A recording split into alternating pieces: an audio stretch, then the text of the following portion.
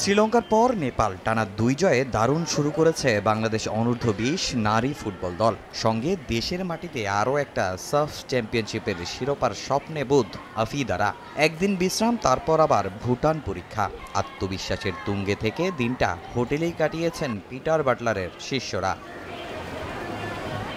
টানা ম্যাচের ধকলে আছে ইনজুরি নিয়ে দুশ্চিন্তা। লাল কার্ড নিষেধাজ্ঞায় এ ম্যাচে থাকছেন না প্রথম ম্যাচের হ্যাট্রিক করা সাগরিকা।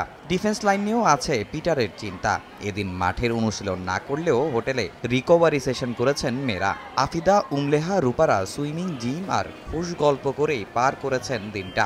বিশ্রাম ও মানসিক প্রস্তুতির মাঝেও পরবর্তী ম্যাচ নিয়ে পরিকল্পনা আঁটছেন অধিনায়ক। এ ম্যাচেও কোচের টেকনিক মাঠে বাস্তবায়নের প্রত্যাশা। রিকভারি সেশন করছি সুইমিং পুলে, তো সবাই একটু এনজয় করছি সুইমিংয়ে। ম্যাচ নিয়ে কোচ আমাদের সাথে বসে কথা বলবে, তার প্ল্যান সেটা আমাদেরকে বলবে, আমরা সেভাবে করার চেষ্টা করবো ইনশাল্লাহ। দলের পরিস্থিতি আলহামদুলিল্লাহ ভালো। ছোটোখাটো ইনজুরি আছে, এটা থাকবে, যেহেতু ম্যাচ খেললে একটু ইনজুরি হয়, তো আলহামদুলিল্লাহ সব মিলিয়ে ভালো। 5 দলের রাউন্ড রবিন টুর্নামেন্টে বাংলাদেশের বাকি এখনও 4 ম্যাচ। টেবিলের শীর্ষে থাকা দল জিতবে শিরোপা। 4 পয়েন্ট নিয়ে ইতিমধ্যে টেবিলে সবার উপরে বাংলাদেশের মেয়েরা।